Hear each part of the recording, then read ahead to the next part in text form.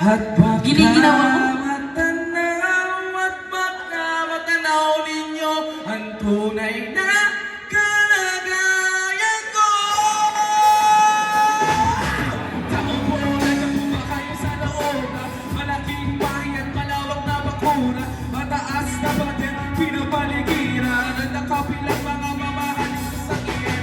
Mga patay na lagi pulong ng pulong, wala namang kasal pero marami ang nakabarong. Lumakas man ang ulan, iwalang butas sa bubong, mga nagtutok sa harap, hindi kilala ng tutunan. Kanina si Moni nagkatas na sa kamot, kahit na hindi pasto sa lamesa, ihabi ang magdamdam. Siguro paniraan sa bahay na ganyan, sabi pa nila hindi tumuri matatagpuan na nauna. Namamay-ari ng isang upuan, lawing pagkakataon na pinaagawan. Kaya naman, hindi na pinakahawan ako, makikita ko lang siya'y aking sisutan tayo.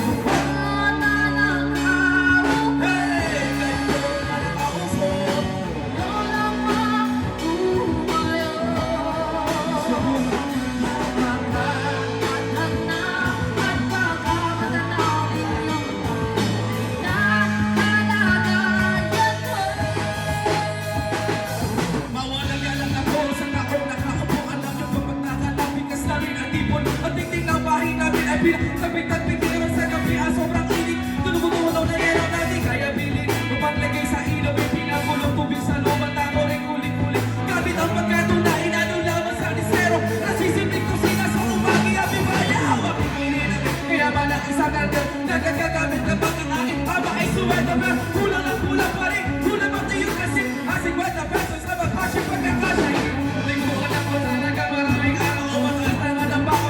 Nabubulang kulangan lamang po kayo ay sa tabi.